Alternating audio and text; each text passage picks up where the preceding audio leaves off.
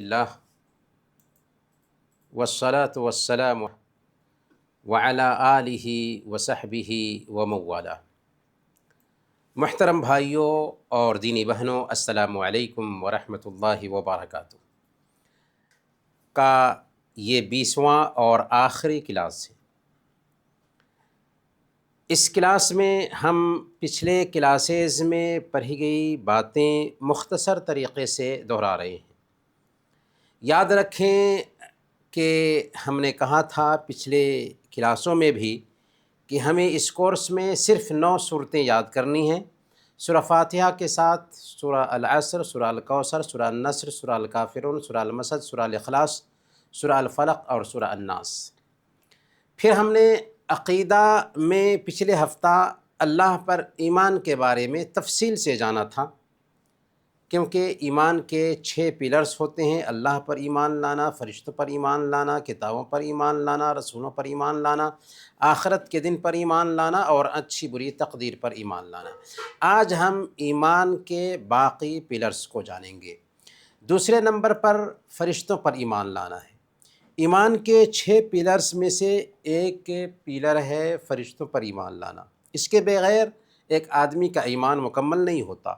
فرشتوں پر ایمان لانے کا مفہوم کیا ہوتا ہے؟ فرشتوں پر ایمان لانے کا مفہوم یہ ہے کہ ان کے وجود پر ایمان لایا جائے اور یہ مانا جائے کہ فرشتے جو ہیں اندیکھی دنیا، غیب کی دنیا سے تعلق رکھنے والی مخلوق ہیں جو ہماری نظروں سے اوجھل ہے۔ اللہ نے ان کو نور سے پیدا کیا، لائٹ سے کو آگ سے پیدا کیا اور فرشتوں کو نور سے پیدا کیا ہے۔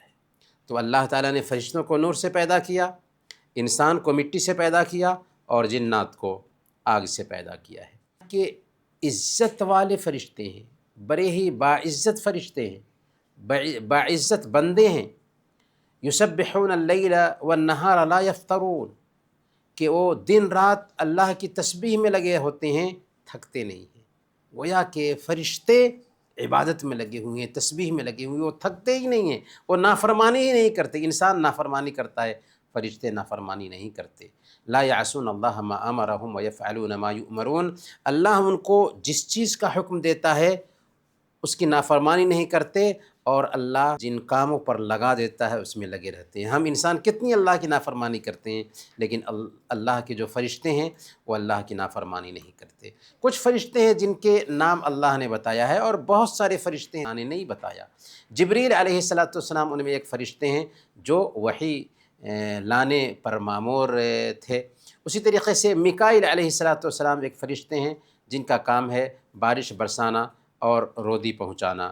اسرافیل علیہ السلام سور میں پھونک مارنے پر ان کو طے کیا گیا۔ رضوان کے بارے میں مشہور ہے کہ وہ جنت کے خادم ہیں، حالانکہ قرآن اور حدیث میں یہ نام آیا نہیں ہے، لیکن مشہور ہے کہ جنت کے خادم کا نام رضوان ہے اور جہنم کے خادم کا نام مالک ہے، اور یہ قرآن میں نام آیا ہے۔ موت کے فرشتے کا نام ہے ملک الموت۔ اسی طریقے سے انسان کے 2 کندھے پر بھی فرشتے ہوتے ہیں۔ اسی طریقے سے منکر اور نکیر قبر میں سوال کرنے والے فرشتے ہیں جو سوال کریں گے۔ فرشتوں کی تعداد کتنی انگنت ہیں، وما یعلم، کہ رب کے لشکر کی سنکھیا اس کے علاوہ اور کوئی نہیں جانتا۔ تو نے انگنت فرشتوں کو پیدا فرمایا ہے۔ اللہ تعالیٰ نے اتنے فرشتے پیدا کیے کہ اس کا اندازہ اس بات سے لگایا جا سکتا ہے کہ ہر دن بیت المعمور میں، بیت المعمور کیا ہے؟ خانہ کعبہ کے بالکل اوپر میں، 7 آسمان کے اوپر بیت المعمور ہے، جس میں 70,000 فرشتے داخل ہوتے ہیں عبادت کے لیے، اور جب نکلتے ہیں تو دوبارہ ان کو موقع نہیں ملتا۔ اس سے آپ فرشتوں کی سنکھیا کا اندازہ لگائیں، اور ہم نے بتایا کہ ہر انسان کے کندھے پر 2 فرشتے ہیں۔ اسی سے آپ اندازہ لگائیں کہ کتنے انسان ہیں دنیا میں، اور ہر انسان کے کندھے پر 2 فرشتے ہوں تو کتنی بڑی تعداد ہو جائے گی اسی سے فرشتوں کی۔ فرشتوں کی بہت ساری خصوصیات ہیں، ان میں سے ایک خصوصیت یہ ہے کہ ان کے پاس پنکھ ہیں۔ دو دو، تین تین، چار چار، یہاں تک کہ صحیح بخاری کی روایت میں آتا ہے کہ اللہ کے نبی صلی اللہ علیہ وسلم نے جبریل کو دیکھا کہ ان کے پاس 600 پر تھے۔ تو فرشتوں کو اللہ تعالیٰ نے اس انداز میں پیدا کیا ہے، اس لیے فرشتوں پر ایمان رکھنا چاہیے، اور یہ ایمان کا ایک حصہ ہے۔ فرشتوں پر ایمان رکھنے سے اللہ کی مہانتا سمجھ میں آتی ہے کہ اللہ تعالیٰ نے اس دنیا کے سسٹم کو چلانے کے لیے بہت ساری ذاتیاں پیدا کی ہیں، ان میں سے ایک فرشتے ہیں، اور اللہ کے حکم سے یہ سارا کام کر رہے ہیں۔ فرشتوں کو اختیار نہیں ہے بارش برسانے، فرشتوں کو اختیار نہیں ہے موت دینے، اور فرشتوں کو اختیار نہیں ہے کوئی کام کرنے کا، بلکہ اللہ کے آرڈر کا وہ پالن کرتے ہیں۔ فرشتوں کے وجود کا انکار اسلام سے نکال دینے والا ہوگا، یہاں تک کہ کسی ایک فرشتے کا انکار اسلام سے ایک انسان کو نکال دے گا۔ ایمان کے پلرز میں سے ایک پلر ہے کتابوں پر ایمان لانا۔ کتابوں پر ایمان لانے کا مطلب کیا ہوا کہ اللہ تعالیٰ نے انسانوں کی ہدایت کے لیے ہر زمانے میں نبیوں کو بھیجا تو ان پر کتابیں بھی اتاری۔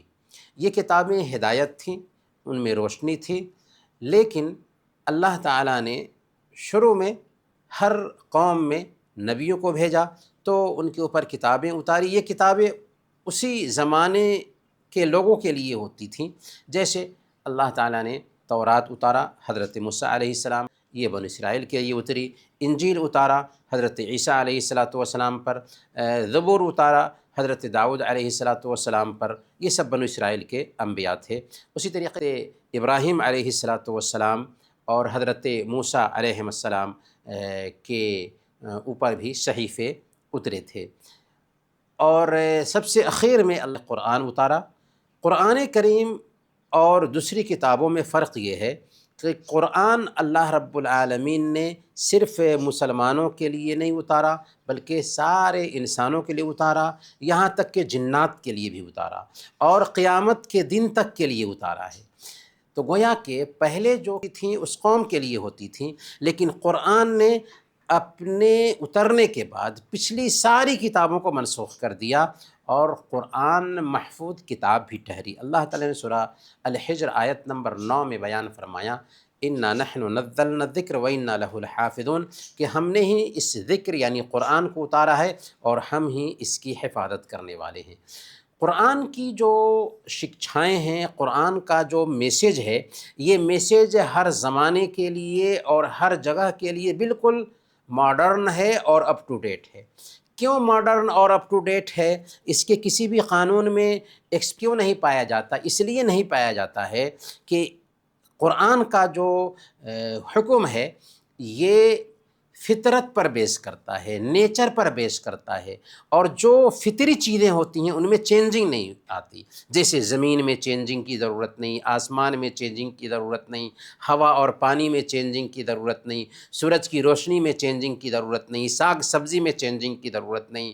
جو فطری چیزیں ہوتی ہیں نا ان میں چینجنگ کی ضرورت نہیں ہوتی۔ تو اسلام بھی فطری دین ہے، قرآن بھی اس کی جو تعلیمات ہیں، اس کے جو رولز ہیں وہ فطرت پر بیس کرنے والے ہیں، اور فطری چیزوں میں تبدیلی نہیں ہوتی۔ اس لیے انسان جو قانون بناتا ہے وہ آؤٹ آف ڈیٹ ہو جاتا ہے، کیونکہ لائف اسٹائل کو دیکھ کر کے انسان قانون بناتا ہے، لیکن اللہ کا جو دیا ہوا قانون ہے یہ پلرز میں سے ایک پلر ہے رسولوں پر ایمان لانا۔ رسولوں پر ایمان لانے کا مطلب کیا ہوا؟ کہ اللہ تعالیٰ نے انسانوں کو صحیح راستے ہر جگہ پر نبیوں اور جنہوں نے لوگوں کو ایک اللہ کی طرف بلایا، جن کی پہلی کری حضرت آدم علیہ السلام۔ آدم علیہ السلام پہلے انسان بھی تھے اور پہلے نبی بھی، اور اس کے بعد ان کے بعد بہت سارے انبیاء آئے محمد رسول اللہ صلی اللہ علیہ وسلم تک۔ قرآن کریم 25 نبیوں کا ذکر کیا گیا ہے، اور ان نبیوں میں 5 انبیاء ہیں جن کو عزیمت والے رسول کہا جاتا ہے، اولو العزم من الرسول، عزیمت والے رسول، سنکلپ والے رسول۔ یہ کون کون سے نبی ہیں؟ حضرت نوح علیہ السلام، حضرت ابراہیم علیہ السلام، حضرت موسیٰ علیہ السلام، حضرت عیسیٰ علیہ السلام، اور محمد صلی اللہ علیہ وسلم۔ کے بارے میں بات معلوم ہونی چاہیے کہ انبیاء جو ہوتے تھے انسانی ہوتے تھے، ان کو وہ ساری چیزیں لاحق ہوتی تھی جو انسان کو لاحق ہوتی ہیں۔ وہ کھاتے تھے، پیتے تھے، سوتے تھے، جاگتے تھے، شادیاں کرتے تھے، ہنستے تھے، بولتے تھے، انسانوں کے جیسے۔ اللہ تعالیٰ نے سورہ الرعد آیت نمبر 38 میں بیان فرمایا وَلَقَدْ أَرْسَلْنَا رُسُلًا مِّن قَبْلِكَ وَجَعَلْنَا لَهُمْ أَزْوَاجًا وَذُرِّيَّةً کہ ہم آپ سے پہلے، اے نبی محمد صلی اللہ علیہ وسلم، آپ سے پہلے بہت سارے رسول بھیج چکے ہیں، اور ہم نے ان سب کو بیوی بچوں، رسول جو انسانوں کے لیے آئیڈیل ہوتے تھے، وہ ایسا نہیں کہ شادی اپنے آپ کو دور رکھتے تھے، جیسے کہ عام طور پر دوسرے دھرموں میں ہوتا ہے کہ دنیا تیاگ کر کے جنگلوں میں کرنا نہیں۔ اسلام نے ایسے کام سے منع کیا، اور انبیاء کو جو انسانوں میں سب سے افضل ہوتے تھے انہوں نے شادیاں کی، اور ان کا اسوہ ہم سب کے لیے رکھا گیا کہ ہم شادی کریں، اور شادی کرنا یہ فطری چیز ہے۔ یہ بھی ہوتی تھی کہ ان پر وحی آتی تھی۔ دوسری خصوصیت یہ ہوتی تھی کہ وہ معصوم ہوتے تھے، وہ گناہ ان سے نہیں ہوتا تھا کیونکہ انسانوں میں سب سے افضل لوگ ہوتے تھے۔ تیسری خصوصیت یہ ہوتی تھی نبیوں کی کہ ان کو معجزات دیے جاتے تھے، یعنی ان کو بہت سارے چمتکار دیے جاتے تھے۔ جیسے محمد صلی اللہ علیہ وسلم کو جو معجزہ دیا گیا، قرآن سب سے بڑا معجزہ ہے، جو زندہ معجزہ ہے، کہ اس کو پڑھنا آسان ہے، یاد کرنا آسان ہے، سمجھنا آسان ہے، لیکن اس کے اسلوب میں ایک آیت بھی بنا پانا کسی انسان یا جنات کے بس کی بات نہیں۔ قرآن نے چیلنج دیا کہ رہتی دنیا تک کوئی ایک آیت بھی بنا کر پیش نہیں کر سکتا۔ اسی طریقے سے اللہ کے نبی صلی اللہ علیہ وسلم کے اشارے سے چاند 2 ٹکڑے ہو گیا، یہ بھی آپ کا معجزہ تھا۔ حضرت عیسیٰ علیہ السلام کے معجزات میں سے ہے کہ مردے کو زندہ کر دیتے تھے، اندھے کی آنکھ پر ہاتھ پھیرتے تھے وہ ٹھیک ہو جاتا تھا، پرندہ مٹی سے بناتے تھے اور پھونکتے تھے تو اس میں جان پیدا ہو جاتی تھی، لیکن یہ سب اللہ کی اجازت سے ہوتا تھا۔ کسی انسان کو اختیار نہیں ہے کہ کسی مردے کو زندہ کر دے، لیکن یہ معجزہ ہوتا تھا اللہ کی اجازت سے۔ حضرت موسیٰ علیہ السلام سمندر میں لگ جاتا ہے، اور بنو اسرائیل کے ساتھ موسیٰ علیہ السلام کے معجزات تھے۔ برکیف ان ساری خوبیوں کے ساتھ ساتھ انبیاء جو ہیں نا، ان کو غیب کا علم نہیں ہوتا تھا۔ یعنی اللہ نے فرمایا سورہ الجن آیت نمبر 27 اور 26 میں، 26 اور 27 میں، عالم الغیب فلا یظہر علی غیبہ احدا الا من ارتضی من رسول، کہ وہی اللہ غیب کا جاننے والا ہے، وہ اپنے غیب سے وہ اپنے غیب کا علم کسی دوسرے کو نہیں دیتا سوائے نبیوں میں سے جسے پسند کرے۔ یعنی غیب کی باتیں بتاتا ہے نبیوں کو، غیب کا علم رکھنے والے انبیاء نہیں ہوتے۔ یعنی اللہ تعالیٰ غیب کی باتیں نبیوں کو بتاتا ہے۔ وحی کیا ہے؟ غیب ہی ہے۔ تو اللہ تعالیٰ نبیوں کو غیب کی بات جتنی چاہتا ہے بتا دیتا ہے، لیکن نبیوں کے پاس نہیں ہوتا۔ اسی لیے اللہ نے کہا عالم الغیب، اللہ ہی غیب کو جاننے والا ہے۔ محمد صلی اللہ علیہ وسلم کے بارے میں ایک اہم عقیدہ یہ رکھنا ہوگا کہ محمد صلی اللہ علیہ وسلم سارے انسانوں کے لیے رحمت بن کر کے آئے ہیں۔ وما ارسلناک الا رحمۃ للعالمین، سورہ الانبیاء آیت نمبر 107، کہ ہم نے آپ کو تمام کائنات کے لیے رحمت بنا کر بھیجا ہے، اور آپ کے بعد اب کوئی نبی آنے والا نہیں ہے۔ اللہ نے سورہ الاحزاب آیت نمبر 40 میں بیان فرمایا انا محمد ابا احد من رجالکم، محمد صلی اللہ علیہ وسلم تم میں سے کسی مرد کے باپ نہیں۔ محمد صلی اللہ علیہ وسلم کسی مرد کے باپ نہیں تھے، کیونکہ آپ کی ساری اولاد جو ہے نا بچپن ہی میں وفات پا گئی، لیکن بیٹیاں تھیں تو عورتوں کے باپ تھے، مرد کے باپ نہیں تھے۔ ما کان محمد ابا احد من رجالکم، کہ محمد صلی اللہ علیہ وسلم تم میں سے کسی مرد کے باپ نہیں ہیں، تمہارے مردوں میں سے کسی کے باپ نہیں ہیں۔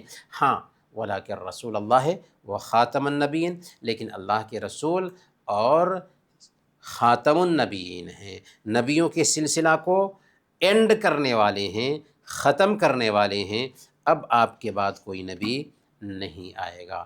اسی لیے صحیح مسلم کی روایت ہے، اللہ کے نبی صلی اللہ علیہ وسلم نے بیان فرمایا، والذی نفسی بیدہ لا یسمع بی احد من هذه الامہ یہودی ولا نصرانی ثم يموت ولم يؤمن بالذی ارسلت به الا كان من اصحاب النار۔ قسم ہے اس ذات کی جس کے ہاتھ میں میری جان ہے، جو کوئی بھی اس امت کا، چاہے وہ یہودی ہو یا عیسائی ہو، میرے پیغام کے بارے میں سنتا ہے اور مجھ پر ایمان لائے بغیر مر جاتا ہے، وہ جہنم میں جائے گا۔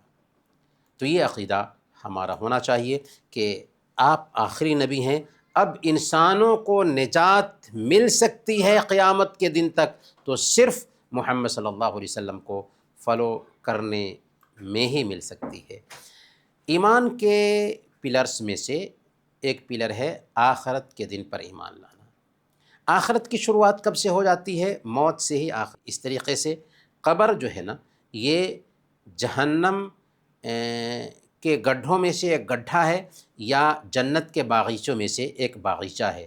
قبر میں سزائیں بھی ملتی ہیں اور قبر میں نعمتیں بھی حاصل ہوتی ہیں۔ پھر قبروں سے ان کو جلا دیا گیا تھا تو پھر اس کو زندہ کیا جائے گا، کیونکہ یہ دنیا اس لیے نہیں بنائی گئی کہ کھیل تماشا ہم کر لیں اور چلے جائیں، مٹی میں سر گل جائیں، نہیں، بلکہ خلق الموت والحیات لیبلوکم ایکم احسن عملا۔ موت اور زندگی اللہ نے پیدا کی ہے تاکہ کون بہتر عمل کرنے والا ہے۔ لہذا ایک دن ہمیں اپنی قبروں سے اٹھایا جائے گا اور اللہ کے پاس ہمیں حاضر ہونا ہے، حساب کتاب چکانا ہے، اور اگر ہم نے نیک عمل کیا تھا تو جہنم میں جائیں گے، نیک عمل بھی کیا، برا عمل بھی کیا، البتہ برے عمل زیادہ تھے تو اس کی وجہ سے اللہ اگر چاہے گا تو معاف کر کے جنت میں داخل کر دے گا، یا اگر اللہ چاہے گا تو کچھ دنوں تک سزا دے گا، لیکن ایک دن ضرور توحید اگر ہے تو ہم جہنم سے نکلیں گے۔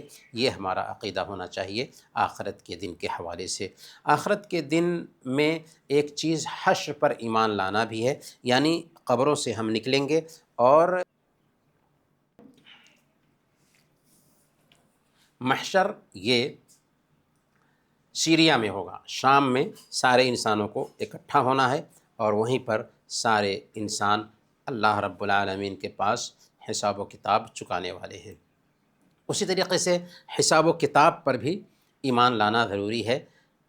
انسان نے جو کچھ بھی اس دھرتی پر کیا ہوگا، اچھائی یا برائی، سب کو ریکارڈ کیا جا رہا ہے اور کسی کی ایک اچھائی نہیں چھوٹے گی، کسی کی ایک برائی بھی نہیں چھوٹے گی۔ اللہ تعالیٰ نے سورہ الزلزلہ آیت نمبر 7 اور 8 میں بیان فرمایا، فَمَن يَعْمَلْ مِثْقَالَ ذَرَّةٍ خَيْرًا يَرَهُ وَمَن يَعْمَلْ مِثْقَالَ ذَرَّةٍ شَرًّا يَرَهُ۔ جس کسی نے ذرہ برابر نیکی کی ہوگی اس کو دیکھ لے گا، اور جس کسی نے ذرہ برابر گناہ کیا ہوگا اس کو بھی وہ دیکھ لے گا۔ انسانوں کو ان کے نام اعمال اگر دائیں ہاتھ میں دیے جائیں گے تو اس کا انجام اچھا ہوگا، اور اگر اس کے بائیں ہاتھ میں دیے جائیں گے اس کے نام اعمال تو اس کا انجام برا ہوگا۔ پھر اس کے بعد کیا ہونے والا ہے؟ پل صراط سے گزرنا ہے۔ پل صراط کیا ہے؟ جہنم پر جمایا گیا ایک پل ہے جس سے ہر ایک کو گزرنا ہے، بال سے زیادہ باریک ہے، اس سے سارے انسانوں کو گزرنا ہوگا۔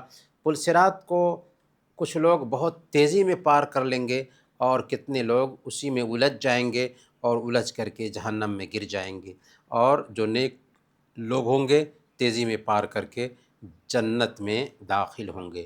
تو گویا کہ پل صراط کو پار کرنے کے بعد دو گروہ میں لوگ بٹ جائیں گے۔ پل صراط چونکہ جہنم پر جمایا گیا ایک پل ہے تو جو لوگ جہنمی ہوں گے اسی میں الجھ کر کے جہنم میں گر جائیں گے، اور جو جنتی ہوں گے ان کو پتہ بھی نہیں چلے گا اور پل صراط کو آسانی سے پار کر لیں گے۔ جنت کیا ہے اور جہنم کیا ہے؟ جنت یہ نیک لوگوں کے لیے تیار کی گئی ہے، اور جنت ابھی تیار کی جا چکی ہے۔ اللہ نے قرآن میں بیان فرمایا، اعدت للمتقین، جنت تیار کی جا چکی ہے نیک لوگوں کے لیے، تقوی اختیار کرنے والوں کے لیے، اور جہنم بھی تیار کی جا چکی ہے۔ اللہ نے فرمایا للکافرین، جہنم تیار کی جا چکی ہے کافروں کے لیے۔ تو جنت میں ہر طرح کی نعمتیں ہوں گی جنہیں انسان نے دیکھا نہیں ہوگا، کسی کان نے ان کے بارے میں سنا نہیں ہوگا، اور نہ ہی کسی دل پر ایسی نعمتوں کا کھٹکا گزرا ہوگا۔ جنت میں سارے لوگ جوانی کی عمر میں داخل ہوں گے، ان کی عمر 33 ایئرس کی ہوگی، 33 سال کی ہوگی۔ جنت میں کوئی بوڑھا نہیں ہوگا، کوئی بیمار نہیں ہوگا، کسی کو تکلیف نہیں ہوگی، کوئی خوف زدہ نہیں ہوگا، کوئی ٹینشن میں نہیں ہوگا، وہاں موت بھی نہیں آئے گا۔ ایسے محل ہوں گے جن کے نیچے نہر بہہ رہی ہوگی۔ کھانے کے لیے پرندوں کے گوشت پیش کیے جائیں گے، سونے اور چاندی کے گلاسوں میں انہیں پینے کے لیے دیا جائے گا۔ وہاں جنت کی شربت بھی ہوگی، دودھ کی نہر، شہد کی نہر ہوگی، شراب کی نہر ہوگی، اور ایسی شراب ہوگی کہ جس سے عقل پر میں فطور نہیں آئے گا۔ اسی طریقے سے جنت میں مردوں کے لیے حوریں ہوں گی، ایسی حوریں ہوں گی کہ اگر جھانک دیں تو زمین ساری کی ساری خوشبو سے بھر جائے۔ اور اللہ تعالیٰ عورتوں کے لیے بھی اگر ان کی شادی نہیں ہوئی تھی تو شوہر کا انتظام فرمائے گا۔ اللہ تعالیٰ جنتیوں کو سب سے زیادہ جو بڑی نعمت دے گا جنت میں، وہ یہ ہے کہ اللہ تعالیٰ اپنا دیدار کرائے گا۔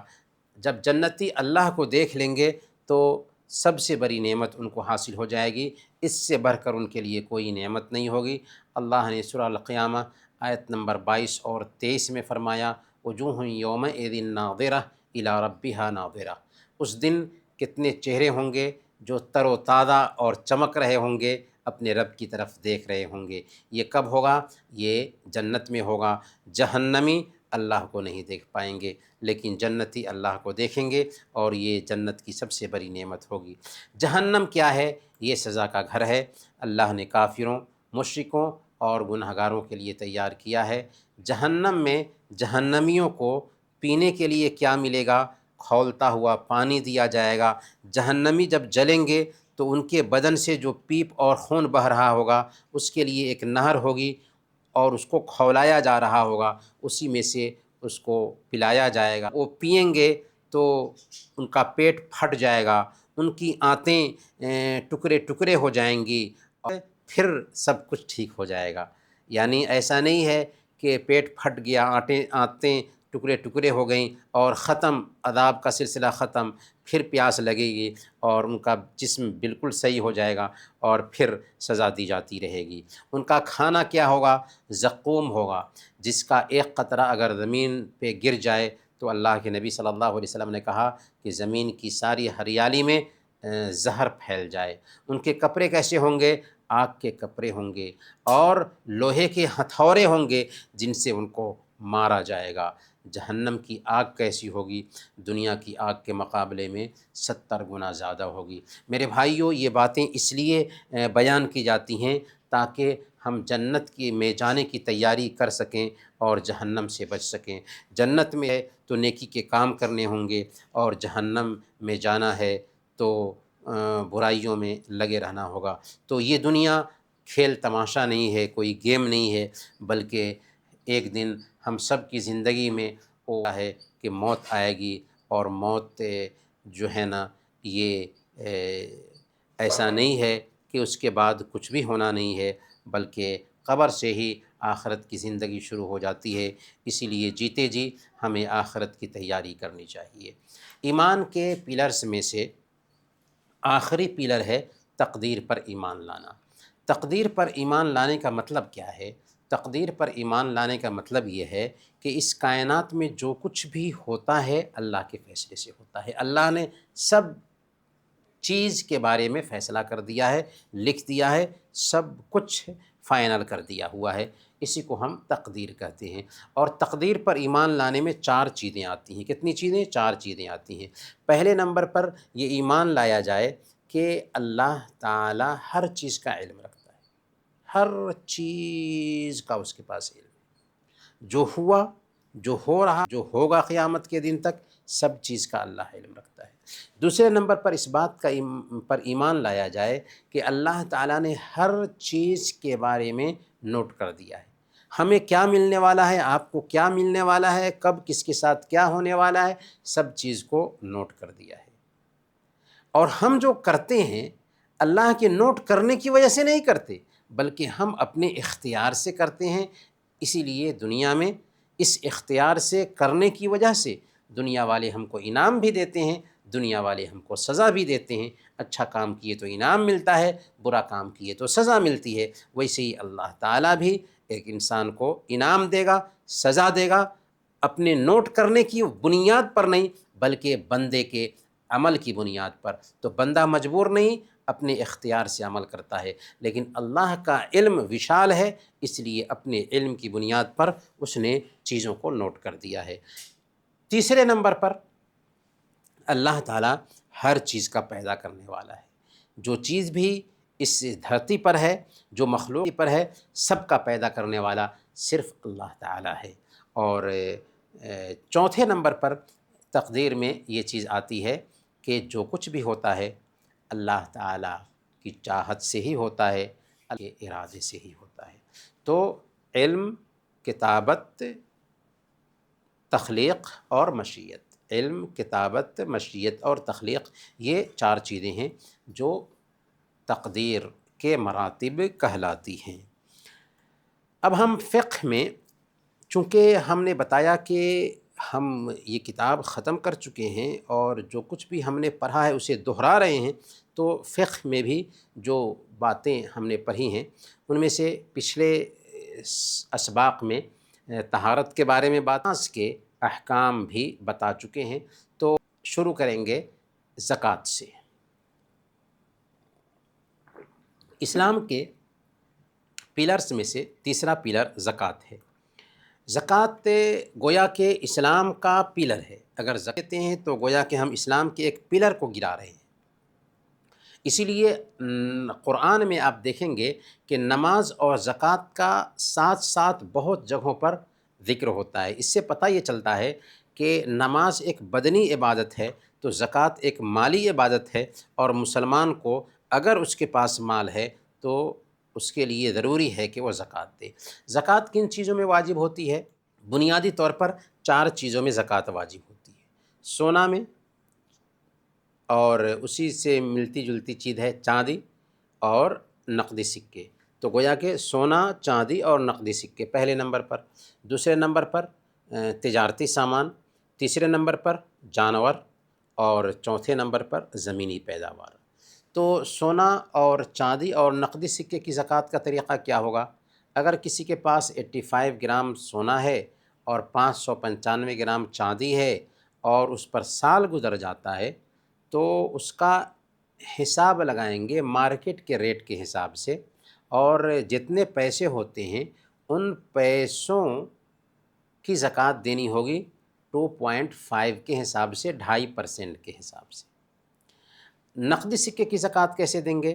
یا تو سونا پہ قیاس کریں گے یا چاندی پہ قیاس کریں گے۔ مثال کے طور پر سونا 85 گرام ہے، چاندی 595 گرام ہے، لیکن بہتر یہ ہے کہ سونا کا نصاب اختیار کرنے کی بجائے چاندی کا نصاب اختیار کیا جائے، کیونکہ سونا کا نصاب بہت زیادہ ہے۔ تو گویا کہ 595 گرام چاندی کے برابر میں اگر ہمارے پاس پیسے ہو جاتے ہیں اور ان پیسوں پر سال گزر جاتا ہے، دو شرطیں ہیں۔ 595 گرام چاندی کے برابر میں پیسے ہو گئے اور ان پیسوں پر سال گزر جاتا ہے تو ہمارے اوپر اس پیسے میں زکوٰۃ دینا ضروری ہے، اور اس طریقے سے اس کی زکوٰۃ دی جائے گی 2.5% کے حساب سے۔ تجارتی سامان کی زکوٰۃ کیسے دی جائے گی؟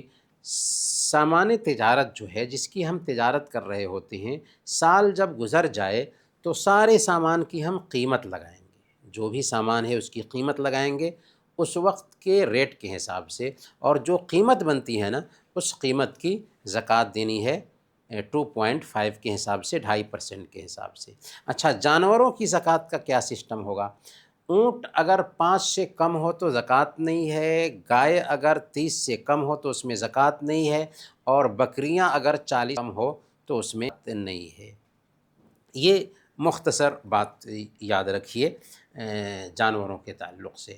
زمینی پیداوار کے حوالے سے یہ بات آپ کو معلوم ہونی چاہیے کہ اگر کسی کے پاس 653 کلو گرام اناج ہو جاتا ہے تو اس پر زکوٰۃ ہوتی ہے، یعنی تقریباً 20 من اگر کسی کے پاس اناج ہو گیا تو اس اناج کی زکوٰۃ دینی ہوگی، لیکن اناج کو مکس کر کے نصاب نہیں پہنچایا جائے گا، گیہوں کو اور دھان کو اور دوسرے مسالے کو مکس کر کے نصاب نہیں پہنچایا جائے گا، بلکہ گیہوں الگ سے، دھان الگ سے اور دوسرے جو اناج ہے الگ سے۔ اگر 20 من ہو جاتے ہیں، 653 کلو گرام تقریباً ہو جاتے ہیں تو اس میں زکوٰۃ آئے گی۔ زکوٰۃ کا مقصد کیا ہے؟ زکوٰۃ سب سے پہلے اللہ کے حکم کا پالن کرنا اس کا مقصد ہے، اور دوسرا جو اہم مقصد ہے وہ یہ ہے کہ تاکہ غریبوں کی ضرورت پوری ہو، کیونکہ زکوٰۃ کا مقصد ہی یہ ہوتا ہے کہ مالدار لوگوں سے زکوٰۃ نکالی جائے گی اور غریبوں میں تقسیم کی جائے گی، اور اس کی وجہ سے ایک غریب انسان کو شرافت سے جینا میسر ہوتا ہے، اور مالدار کے اندر سے بخیلی دور ہوتی ہے، اور سخاوت اور دانشلتا کی صفت پیدا ہوتی ہے۔ اسی طریقے سے زکوٰۃ دینے کی وجہ سے سماج سے غریبی بھی دور ہوتی ہے۔ تو گویا کہ زکوٰۃ کا مقصد ہے کہ مالداروں سے پہ جائیں اور غریبوں میں تقسیم کیے جائیں۔ اسلام کے پلرز میں سے چوتھا پلر ہے رمضان کے روزے رکھنا۔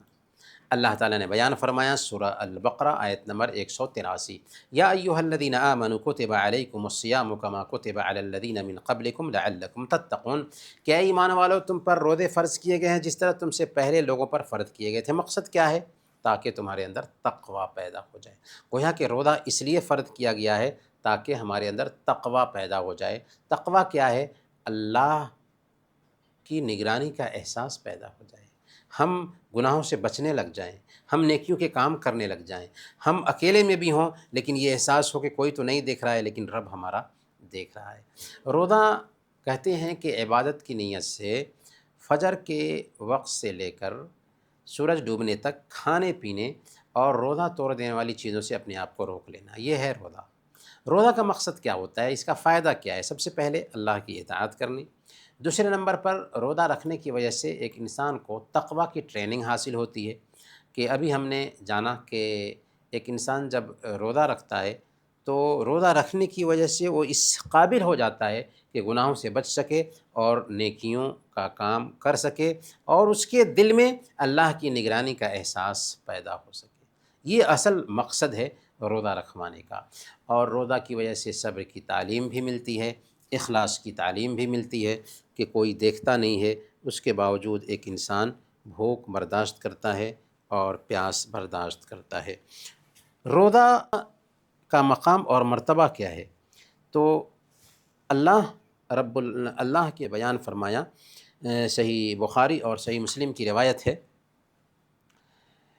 اللہ تعالیٰ فرماتا ہے کل عمل ابن آدم لہ الا الصیام فإنہ لی وأنا اجزی بہ، کہ انسان کا ہر عمل اس کے لیے ہے سوائے روزہ کے، کہ یہ میرے لیے ہے اور میں ہی اس کا بدلہ دوں گا۔ والصیام جنۃ، اور روزہ جو ہے نا ڈھال ہے، یعنی بچانے والی چیز ہے، دشمن کے حملے سے روزہ بچاتا ہے۔ کیسے؟ کہ ہر طرح کی برائیوں سے ایک انسان روزہ رکھنے کی وجہ سے بچ جاتا ہے۔ وَإِذَا كَانَ يَوْمُ صَوْمِ أَحَدِكُمْ فَلَا يَرْفُثْ وَلَا يَسْخَبْ، کہ جب تم میں سے ایک آدمی روزہ رکھ رہا ہو تو روزے کی حالت میں گالی گلوچ نہ کرے اور نہ ہی اشلیل باتیں کرے۔ اگر کوئی آدمی گالی دیتا ہے یا قتل و قتال پر آمادہ ہو جاتا ہے، جھگڑا کرتا ہے، تو اس کو چاہیے کہ وہ کہہ دے کہ میں روزے سے ہوں۔ اور روزے دار کے منہ کی بو اللہ کی نظر میں مشک کی خوشبو سے بھی زیادہ پسندیدہ ہے۔ روزے دار کے لیے دو خوشی کے وقت ہوتے ہیں، ایک اس وقت جب کہ وہ افطار کرتا ہے، اور دوسرا اس وقت جب کہ وہ اپنے رب سے ملاقات کرے گا۔ تو بہت اہم بات اللہ کے نبی صلی اللہ علیہ وسلم نے بیان فرمائی ہے، لہذا ہمیں روزہ رکھنے کا اہتمام کرنا چاہیے۔ کن چیزوں سے روزہ ٹوٹ جاتا ہے؟ سب سے پہلے کھانے پینے جیسی جو چیزیں ہیں ان سے روزہ ٹوٹ جاتا ہے۔ اسی طریقے سے شوہر بیوی کے تعلق سے بھی روزہ ٹوٹ جاتا ہے، اسی طریقے سے اپنے اختیار سے اس پانی کو نکال لینا جس سے بچے کی پیدائش ہوتی ہے، جسے ہم ورج کہتے ہیں، منی کہتے ہیں، اس سے بھی روزہ ٹوٹ جاتا ہے۔ اسی طریقے سے جان بوجھ کر قے کرنے سے روزہ ٹوٹ جاتا ہے، لیکن خود بخود قے آ جائے تو اس سے روزہ نہیں ٹوٹتا۔ حیض اور نفاس کا خون آنے سے روزہ ٹوٹ جاتا ہے، یعنی ماہواری کے خون آ جائیں یا بچے کی پیدائش کے بعد جو خون آتا ہے تو اس سے بھی روزہ ٹوٹ جاتا ہے۔ زکوٰۃ الفطر کیا ہے؟ زکوٰۃ الفطر روزہ سے یہ زکوٰۃ واجب ہوتی ہے جو غریبوں کے لیے نکالی جاتی ہے، اور روزے میں جو کمی ہو جاتی ہے نا، اس کمی کو بھی اس سے دور کرنا مقصد ہوتا ہے۔ چنانچہ اللہ کے نبی صلی اللہ علیہ وسلم نے اس کی حکمت بیان فرمائی، طہرۃ للصائم من اللغو والرفث وطعمۃ کہ روزے دار کے روزے میں جو کمیاں پیدا ہو جاتی ہیں، زکوٰۃ الفطر سے یہ کمی دور ہو جاتی ہے، اور عید کے دن مسکینوں کو ذریعہ کھانا میسر ہوتا ہے۔ ایک سا یعنی تقریباً 2.5 kg اناج سے زکوٰۃ الفطر نکالی جائے گی، جیسے گیہوں ہے، چاول ہے، اور اس کے علاوہ جہاں پر جس قوم کی خوراک ہے اس سے زکوٰۃ الفطر نکالی جائے گی۔ کتنا؟ 1 سا 2.5 کلو اناج سے۔ اسلام کے پلرز میں سے 5واں جو پلر ہے وہ ہے حج کرنا۔ حج کہاں ہوتا ہے؟ مکہ میں ہوتا ہے، اور زندگی میں ایک مرتبہ حج کرنا فرض ہے۔ اللہ تعالیٰ نے بیان فرمایا سورہ آل عمران آیت نمبر 97، علی الناس حج البیت من استطاع الیہ سبیلا۔ اللہ نے لوگوں پر اس کی طرف جانا ہے، یعنی بیت اللہ حج کرنا فرض ٹھہرایا ہے جو اس کے راستے کی طاقت رکھتا ہو۔ یعنی اللہ تعالیٰ نے لوگوں پر حج کرنا فرض ٹھہرایا ہے جو اس کے راستے کی طاقت رکھتا ہو، یعنی جو حج کرنے کی صلاحیت رکھتا ہو، یعنی مالی اعتبار سے اس کے پاس اتنے پیسے ہوں کہ وہ کرایہ اس کے پاس میسر ہو، اسی طریقے سے جا کر کے آ سکتا ہو آسانی سے، اور گھر والوں کے لیے بھی اتنا خرچہ ہو کہ آنے تک انتظام ہو سکے، تو اس کے اوپر حج فرض ہو جاتا ہے۔ حج کی کیا اہمیت ہے؟ صحیح بخاری اور صحیح مسلم کی روایت ہے، اللہ کے نبی صلی اللہ علیہ وسلم نے بیان فرمایا، من حج فلم یرفث ولم یفسق رجع کیوم ولدتہ امہ۔ جو آدمی حج کرتا ہے اور حج کے بیچ کسی طرح کے گناہ کا کام نہیں کرتا اور نہ ہی اشلیل کام کرتا ہے، تو وہ لوٹ کر آتا ہے تو ایسے ہوتا ہے گویا کہ آج ہی اس کی ماں نے اس کو جنم دیا ہے، آج ہی اس کی ماں نے اس کو جنم دیا ہے۔ تو گویا کہ حج کی بڑی زیادہ اہمیت ہے کہ ایک انسان حج کر کے آتا ہے تو دودھ کا دھلا بن کر آتا ہے، ایسے ہوتا ہے گویا کہ آج ہی اس کی ماں نے اس کو جنم دیا ہو۔ اور صحیح بخاری اور صحیح مسلم ہی کی ایک حدیث ہے، اللہ کے نبی صلی اللہ علیہ وسلم بیان فرماتے ہیں، والحج المبرور لیس له جزاء الا الجنہ، کہ حج مبرور کا بدلہ جنت ہی ہے۔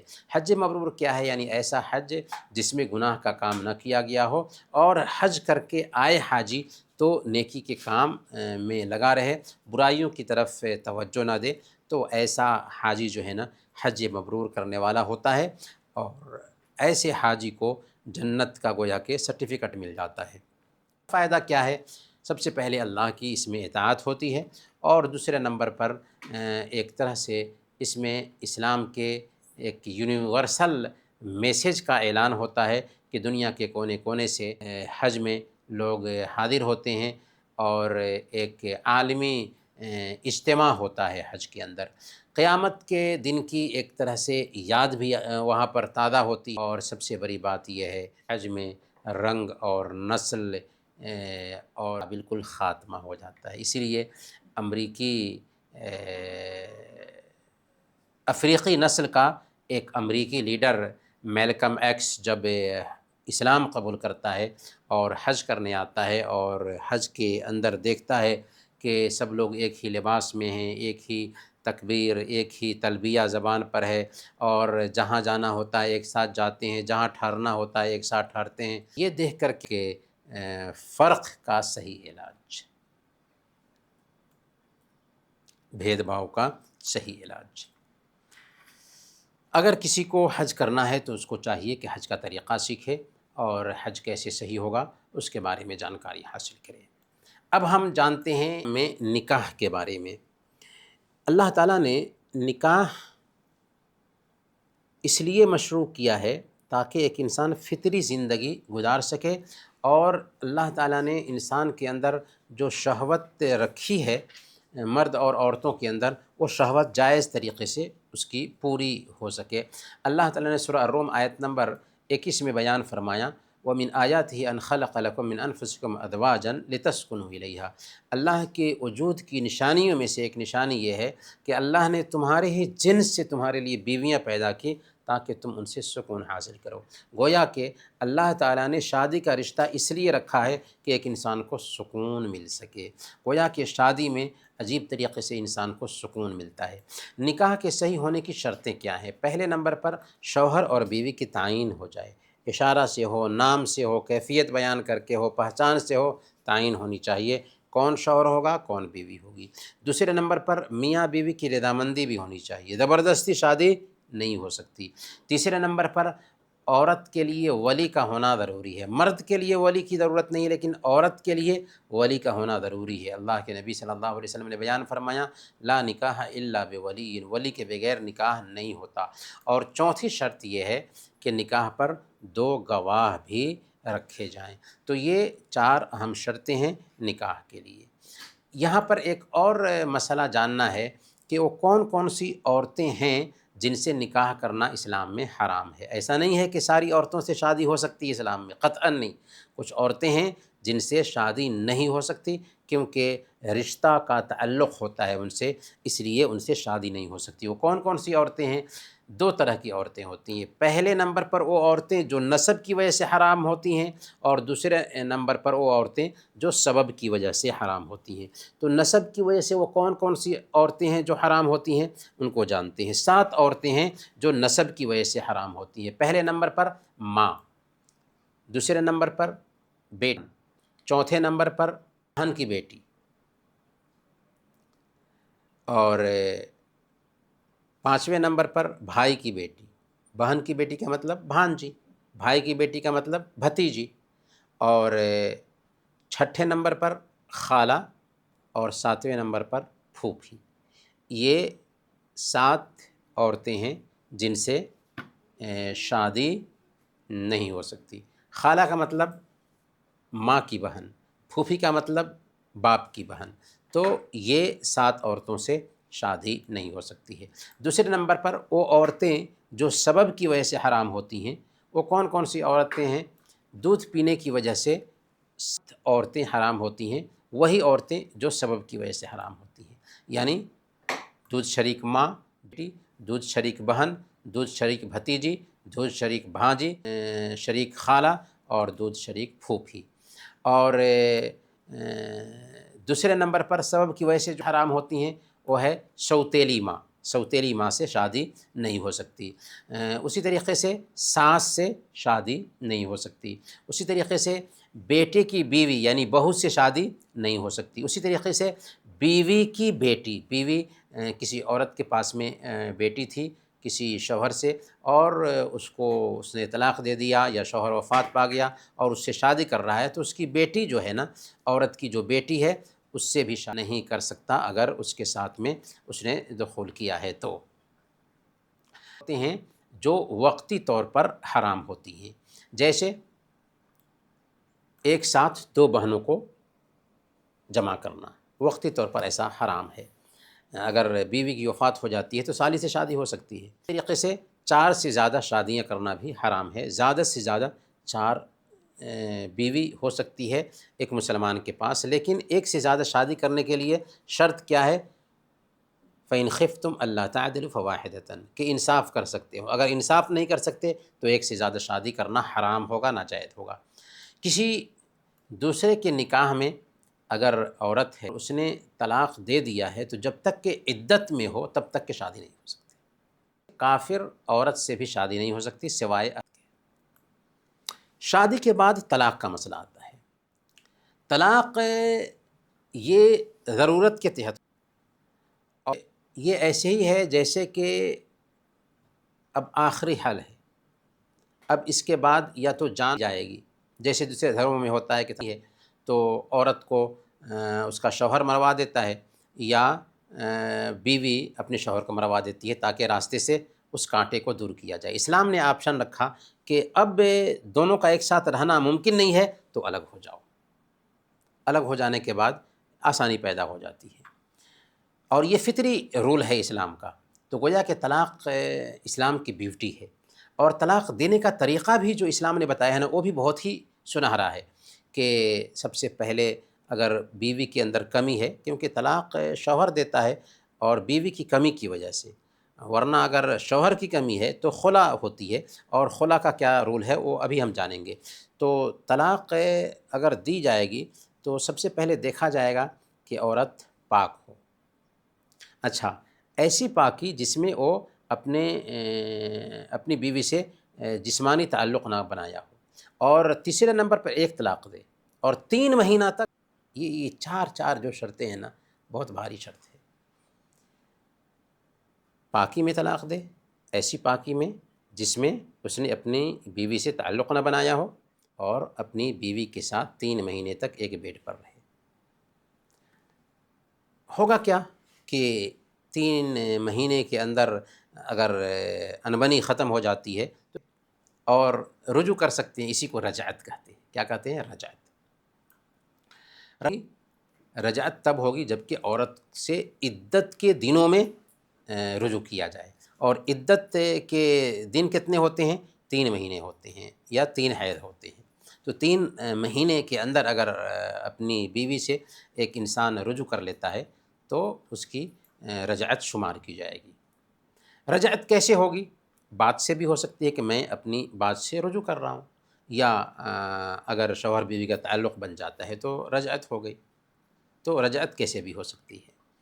دوسرے نمبر پر خلا ہے۔ ہم نے بتایا کہ طلاق چونکہ بیوی کی زیادتی کی وجہ سے ہوتی ہے، اس لیے شوہر کو یہ اختیار دیا گیا، اور خلا شوہر کے اندر جو کمی ہوتی ہے اس کی بنیاد پر ہوتا ہے۔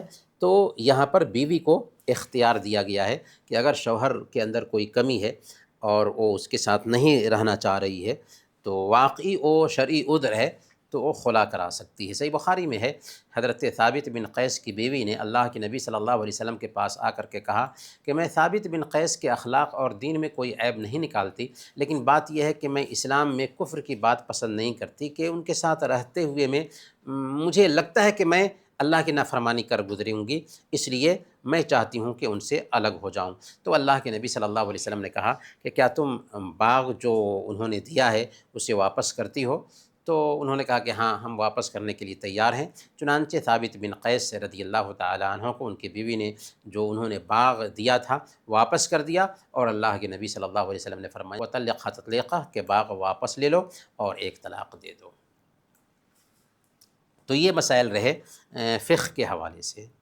اب ہم آج کا جو آخری جو پوائنٹ ہے اپنی بات ختم کریں گے، اور وہ ہے اخلاق۔ اخلاق میں جو باقی چیزیں رہ گئی ہیں ان میں سے ایک ہے رذائل اخلاق میں، برے اخلاق میں سے ایک چیز ہے مذاق اڑانا۔ مذاق کرنا اچھی چیز ہوتی ہے، یعنی جس کو ہم دل لگی کرنا کہتے ہیں۔ اگر آپ کسی کو کوئی بات بولیں اور اس کی وجہ سے اس کا دل خوش ہو گیا تو یہ دل لگی کرنا ہے۔ لیکن اگر آپ مذاق اڑاتے ہیں اور اس کو تکلیف ہوتی ہے، اگرچہ وہ ظاہر نہیں کر رہا ہے، دل میں اس کو تکلیف ہوتی ہے، تو یہ مذاق کرنا نہیں ہے، مذاق اڑانا ہے، اور اسلام جو ہے نا مذاق اڑانے سے منع کرتا ہے۔ اسی طریقے سے کسی کو برے عیب سے پکارنا، برا لقب دینا، یہ نہایت ہی گندی حرکت ہے۔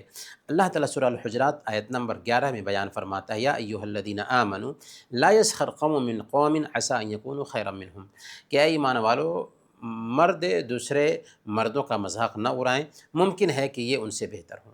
ولا نساء من نساء عسى ان یکن خیرا منہن، اور نہ ہی کوئی عورت کسی دوسری عورتوں کا مذاق اڑائیں، ممکن ہے کہ جو مذاق اڑا رہی ہیں ان سے وہ بہتر ہوں جن کا مذاق اڑایا جا رہا ہے۔ تو بہرحال مذاق اڑانے سے منع کیا گیا ہے۔ اسی طریقے سے اللہ فرماتا ہے وَلَا تَلْمِزُوا أَنفُسَكُمْ وَلَا تَنَابَزُوا بِالْأَلْقَابِ، اور ایک دوسرے میں عیب نہ لگاؤ اور نہ ہی برے لقب دو، یعنی عیب نکالنا، برے لقب سے پکارنا یہ منع ہے۔ ان کاموں سے اسلام ہمیں روکتا ہے۔ اللہ کے نبی صلی اللہ علیہ وسلم بیان فرماتے ہیں بحسب امرئ من الشر ان یحقر اخاہ المسلم، کہ کسی انسان کے برا ہونے کے لیے یہ چیز کافی ہے کہ اپنے بھائی کو معمولی سمجھے، حقیر سمجھے۔ آپ کون ہوتے ہیں حقیر سمجھنے والے؟ اسی لیے کبھی بھی کسی بھی انسان کو برے لقب سے نہیں پکارنا چاہیے، برا لقب نہیں دینا چاہیے اور حقیر نہیں سمجھنا چاہیے۔ آپ سے ہو سکتا ہے کہ وہ بہتر ہو جس کا آپ مذاق اڑا رہے ہیں، جس کو برے نام سے پکارتے ہیں۔ بدظنی سے بھی اسلام نے منع کیا ہے، یعنی برا گمان پالنا۔ اسلام ہمیں حکم دیتا ہے کہ کسی کے بارے میں اچھا گمان رکھیں۔ اگر کسی کے بارے میں کوئی بات پہنچتی ہے نا، تو جس حد تک ہو سکتا ہے اس کو اچھے معنی پہ محمول کرنے کی کوشش کرنی چاہیے۔ اللہ تعالیٰ سورہ الحجرات آیت نمبر 12 میں بیان فرماتا ہے یا ایھا الذین آمنوا اجتنبوا کثیرا من الظن ان بعض الظن اثم، کہ اے ایمان والو بہت زیادہ بدگمانی کرنے سے بچو، کیونکہ بعض بدگمانیاں جو ہے نا گناہ کی چیزیں ہوتی ہیں، تو بدگمانی سے بہرحال بچنا چاہیے۔ اسی طریقے سے ایک برائی ہے ٹوہ میں لگنا۔ اللہ فرماتے ہیں ولا تجسسوا، اور لوگوں کے عیب کی تلاش میں مت لگو۔ خواہ مخواہ کسی کے پیچھے لگنا کہ اس کے عیب کو اچھالا جائے، اس کے عیب کو جانا جائے، یہ اچھی عادت نہیں ہوتی ہے۔ دوسروں کی باتیں سننے کی کوشش کرنا یہ گندے لوگوں کی پہچان ہے۔ مسند احمد اور سنن ترمذی کی روایت ہے، اللہ کے نبی صلی اللہ علیہ وسلم نے بیان فرمایا یا معاشر من آمن بلسانہ ولم يدخل الایمان قلبہ، اے وہ لوگ لیکن دل میں ابھی ایمان نہیں داخل ہوا ہے۔ کتنی سخت بات کہی اللہ کے نبی صلی اللہ علیہ وسلم نے کہ اے وہ لوگوں جو زبان سے مسلمان ہوئے ہو لیکن دل میں ایمان داخل نہیں ہوا ہے۔ کیا بتایا؟ لا تغتابوا المسلمین، مسلمانوں کی غیبت مت کرو، ولا تتبعوا عوراتہم، اور ان کی ٹوہ میں مت لگو، ان کے عیب کو کھنگالنے میں مت لگو۔ فَإِنَّهُ مَنِ اتَّبَعَ عَوْرَاتِهِمْ يَتَّبَعُ اللَّهُ عَوْرَتَهُ وَمَن يَتَّبِعُ اللَّهُ عَوْرَتَهُ يُفْضِحُهُ فِي بَيْتِهِ، کہ جو کوئی کسی کے عیب کو ڈھونڈنے کے چکر میں لگے گا اللہ تعالیٰ اس کے عیب کو کھنگالے گا، اور اللہ جس کے عیب کو کھنگالنے میں لگ جائے اس کو اس کے گھر میں رسوا کر کے رہے گا۔ اسی لیے کسی کے عیب کے پیچھے نہیں لگنا چاہیے۔ آپ اگر کسی کے عیب کی نہ، اللہ آپ عیب کو، گندی عادت ہے، ایسا نہیں کرنا چاہیے۔ کیوں دوسروں کے عیب کے پیچھے لگیں گے؟ کیا ہمارے اندر عیب نہیں ہے؟ کیا ہم دودھ کے دھلے ہیں؟ نہیں، ایسا نہیں کرنا چاہیے۔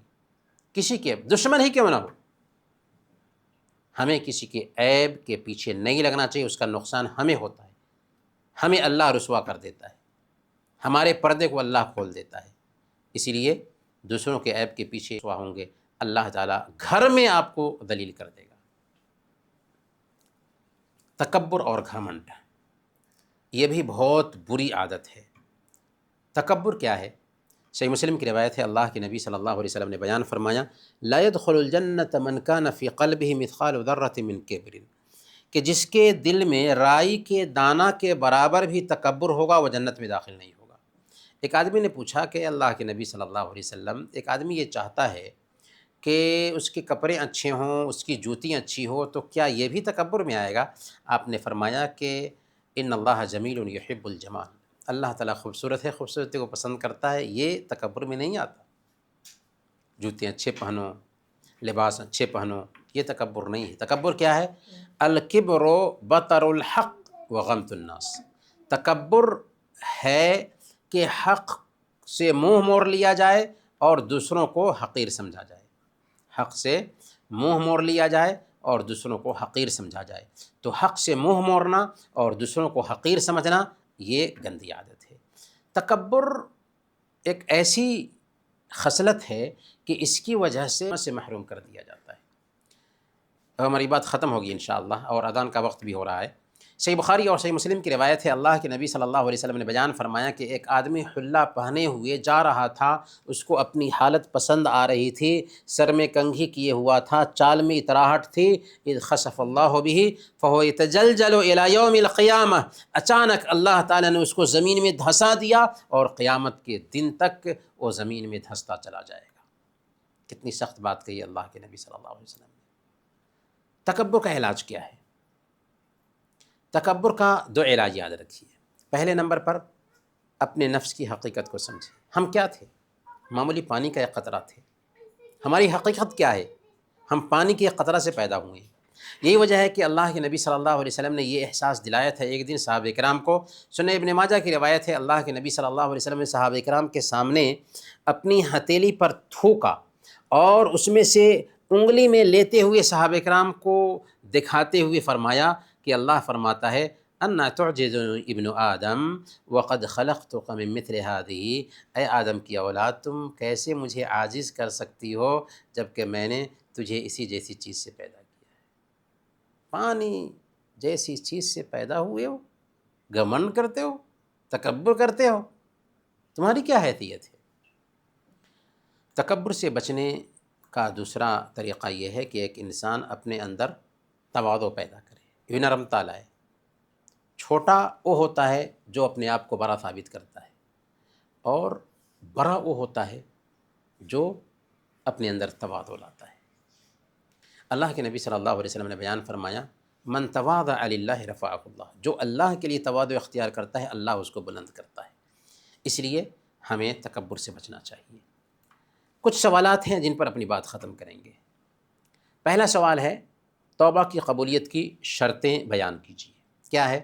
پہلے نمبر پر گناہ کو چھوڑ دیں، دوسرے نمبر پر گناہ پر پچھتاوا ہو، تیسرے نمبر پر آئندہ اس گناہ کو نہ کرنے کا پختہ ارادہ رکھتے ہو، اور چوتھی شرط اس چیز کے بارے میں ہے کہ اگر اس گناہ کا تعلق تھا تو مال بھی واپس کر دیں، تبھی اللہ تعالیٰ توبہ قبول فرمائے گا۔ جادو کرنے والے کی سزا کیا ہے اور جادوگر کے پاس جانے کا حکم کیا ہے؟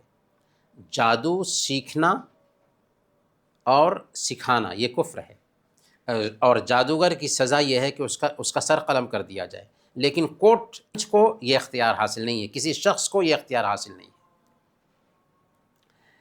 آخری سوال ہے کہ ایک مسلمان اپنے آپ کو زنا سے کیسے بچا سکتا ہے؟ شادی کرے، اگر شادی کرنے کی طاقت نہ ہو تو روزہ رکھے، نگاہوں کی حفاظت کرے، عورت کو حکم ہے کہ پردہ کا اہتمام کرے، عورت دبے لفظوں میں کسی سے بات نہ کرے، اور عورت کے ساتھ میں اجنبی عورت کے ساتھ میں تنہائی میں نہ رہے۔ یہ وہ چیزیں ہیں کہ اگر اس کو اختیار کرتا ہے کہ بندہ زنا سے بچا رہے گا۔ انہی باتوں کے ساتھ یہ کتاب بھی ختم ہوتی ہے، اور اللہ تعالیٰ سے دعا کرتے ہیں کہ اس کتاب کو ہم نے پڑھا ہے، اس کی برکت ہمیں عطا فرمائے، اور اس کی برکت سے ہمارے دل کو کھول دے اور ہمیں اپنے دین پر جمائے رکھے۔ آمین و صلی اللہ علی نبینا محمد وعلی آلہ وصحبہ اجمعین۔